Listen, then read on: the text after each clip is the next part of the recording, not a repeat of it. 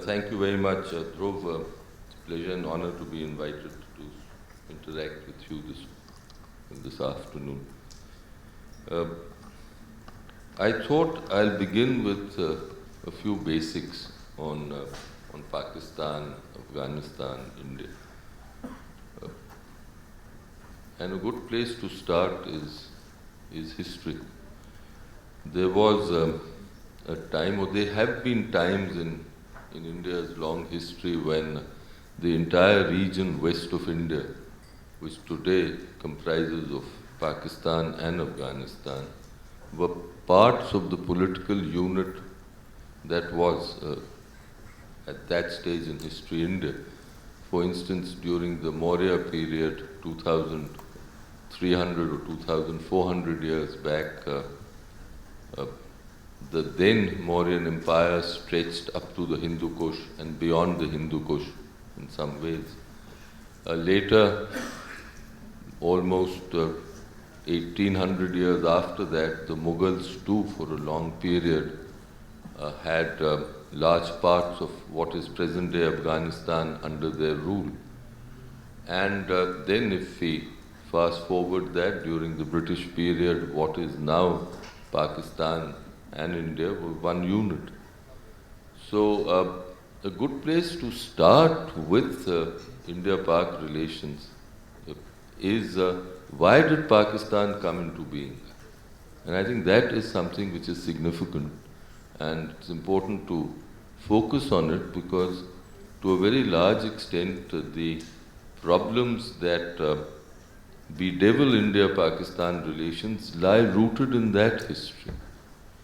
Many of you would have heard of the two-nation theory. The two-nation theory was, simply put, that religion constitutes the basic ingredient of a nation. And therefore, Hindus and Muslims who lived in India, and that is pre-1947 India, and in the view of this theory, comprised two separate nations. And not only two separate nations, two antagonistic nations, two nations that couldn't live together. The main proponent of this theory was the Muslim League, and let me quote to you something that, just to illustrate this point, something that Muhammad Ali Jinnah, the founder of Pakistan, who headed the Muslim League for a long time, had said. And he said that in the 1940s, he said, this Islam is not only a religious doctrine, but also a realistic code of conduct in terms of everyday and everything important in life, our history, our laws, and our jurisprudence. In all these things, it is not only different, but also opposed to the Hindus. There is nothing in life that links us together. Our names, clothes, food, festivals, and rituals are all different. Our economic life, our educational ideas, attitude towards women, towards animals, and humanitarian concerns are all different. So here was the real basis for the formation of Pakistan, that India and Pakistan, that Hindus and Muslims are two separate nations, and the Muslims, therefore, want a separate country in places of the then India where they were in a majority. Now, this view was opposed to by others in the Indian freedom movement, in the Indian national movement, the Congress, for example. There were other groups, and they held the view that religion cannot be the basis of nationhood. That religion is important in life, but it is not the only constituent of a nation. However, things developed, and in 1947, India was partitioned. Now, at partition, the Pakistan was formed, and Pakistan inherited many of the ideological positions of the Muslim League. And whereas India became a secular country, where all religions under our constitution are treated on the same footing, Pakistan became an Islamic state, and Pakistan inherited this reflex that India for it was Hindu and it continues to be Hindu. Now this is wrong, because we don't accept that we are Hindu, we are a secular country. Therefore, the Pakistanis have said and have felt, as the Muslim League felt earlier, that India, since Hindus were antagonistic, had to be antagonistic towards the Muslims, which is a wrong view, but since it inherited all these reflexes, the Pakistan state began with the idea that India is a hostile country. And today, that is the basic problem in India-Pakistan relations, the Pakistani attitude that India is a perpetual threat, a perpetual enemy. And it is from this, to my mind, that all its approaches flow towards India, which makes the management, as far as India is concerned, the management of India-Pakistan relations such a difficult proposition. Flowing from this idea also, the Pakistanis say that the erstwhile state of Jammu and Kashmir, which is a constituent part of the Indian Union, since within the state, the Muslims constitute a majority, though if you look at the entire disposition of the state, they are in a majority in one part of the state, but that part is most numerous, and therefore the state of Jammu and Kashmir is a Muslim majority state. But flowing from their idea that Muslim majority area should be with Pakistan, they've held the view that Jammu and Kashmir should be with Pakistan. But it is Jammu and Kashmir, the issue or the state is not the real cause of difficulties between India and Pakistan, which they always say. It is a symptom of this inherent view that Hindus and Muslims are two antagonistic people, and since India is Hindu, therefore India has to be a threat. If you look at the entire course of 70 years since the two countries came into being, India was partitioned, you will find that this is the basic cause. We've tried over these 70 years successive governments, and the last manifestation of that has been Prime Minister Modi, who went out of his way to tell the Pakistanis that, look, we are not a threat. We do not want difficult relations, leave alone inimical relations with you. We want a cooperative system. Before that, Prime Minister Vajpayee travelled to Lahore in 1999, in February of 1999, and he undertook a very significant visit while he was in Lahore. He went to the Minar-e-Pakistan. The Minar-e-Pakistan is the monument erected at the place in Lahore where the Muslim League in 1940 adopted the Pakistan resolution. And Mr. Vajpayee's visit to the Minar-e-Pakistan was not liked by many people here, but he did so as the Prime Minister of India to convey to the Pakistani people that Pakistan is a fact, that India has no interest in undoing Pakistan, that we want, and he wrote in the book there, in the visitor's book at the Minar-e-Pakistan, and I would suggest that all of you Google that. I should have brought the exact text, but all of you Google it and see. He said that a stable and secure Pakistan is in India's interest. Now, that is the view that all Indian leaders have always followed. That is the view that I think Mr. Modi has also followed. But the hostility of the Pakistan state makes it very, very difficult to handle things. And if you see, and I think my colleague would focus on it a little bit, but if you see from the time that Mr. Modi took over till now, his attempts have floundered, not because of his, but because of the responses the negative responses that have come from Pakistan. Now, during all these decades, the Pakistanis also perfected one other instrument. And that was an instrument of trying to intervene in the processes of India through agitation and then terror. And that was an instrument they developed and evolved, especially from the early 1990s. Now, despite that, there have been occasions when India has reached out and said that let's try to resolve our differences, let's try to sit on the negotiating table, and for that purpose, different dialogue structures have been evolved. And in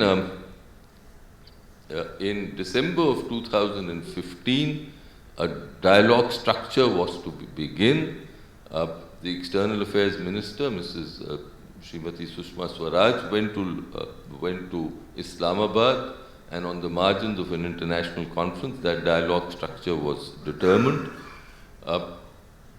Mr. Modi then undertook what I think was a diplomatically spectacular visit to go to Pakistan, to go to Lahore on his way when he was coming back from Kabul, and he spent a few hours there meeting the then Pakistan Prime Minister. And this entire process was to begin, but then the Pakistanis, and especially the Pakistan Army, which really determines their policies, decided to sabotage that process entirely and undertook terrorist attacks, first at Pathankot within 10 days of Mr. Modi's visit, the Prime Minister's visit, and followed that with a series of provocations in Kashmir, and then the Uri attack in September of 2015. So all that has made this process difficult. But the basic thing I'd like to underline to you is this Pakistani view that India is a threat, when we've tried everything to convey to them that we are not, that we want good relations. And it's in that spirit too that Mr. Modi invited Prime Minister Nawaz Sharif to his inauguration in May of 2014 when he took over. All this brings me to Afghanistan. And in Afghanistan, I was here when the former speaker, my erstwhile colleague Arun, gave you a long account of what we've done and what we are doing by way of assistance to Afghanistan. But the basic proposition has been this, that India wants a relationship with Afghanistan which is in line with what the Afghans want. This is a bilateral relationship between India and the Afghans. And it is for India and Afghanistan to decide what kind of relations they will have. As far as Pakistan is concerned, it does not want this. The basic difficulty in Afghanistan is, and because of which Afghanistan has been in such turmoil and continuing turmoil, and that basic difficulty lies in this, that the Pakistanis have conveyed repeatedly to the Afghan authorities that they want virtually a veto on Afghanistan's India policy. And that is something that no Afghan government is willing to accommodate. Naturally, no self-respecting government would agree to that.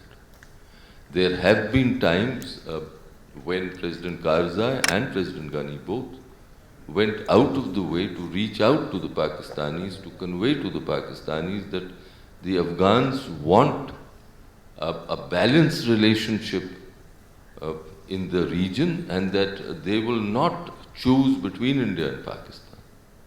However, that was not sufficient, especially for the Pakistan army.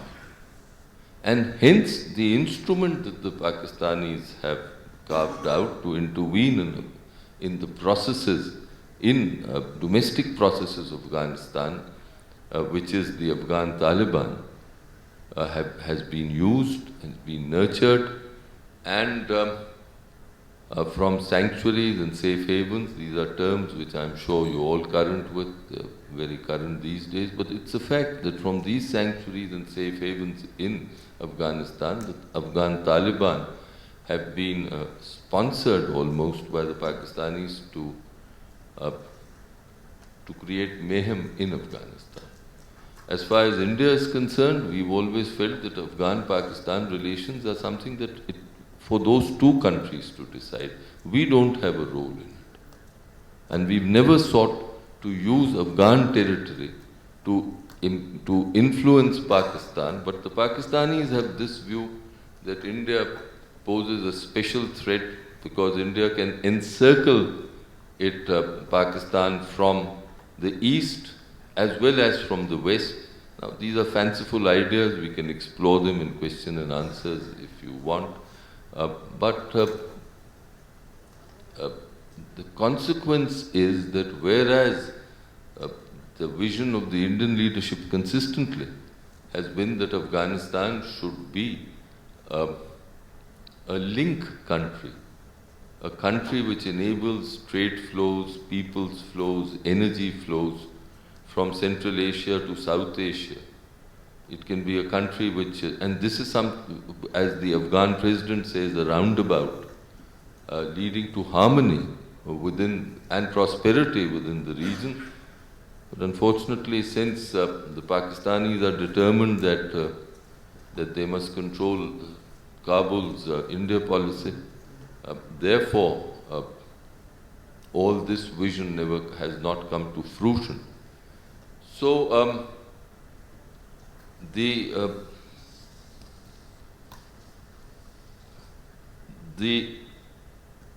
picture today is somewhat pessimistic. It's pessimistic because of the fundamental reflexes of the Pakistan state towards the region, reflexes that are militaristic, reflexes that believe in force, that believe in terror. The Afghan Taliban as instruments in Afghanistan, the Lashkar-e-Toiba, the Jaish-e-Mohammed and such like organizations as instruments to be used against India. By now, my last point would be that by now the international community, I think, has been consistently conveying to Pakistan that this must end. But unfortunately, as long as effective pressure on the ground is not brought to bear on Pakistan, it has simply no incentive to change. And I regret to say that we can explore this further, that despite the stern messages that President Trump has tried to give,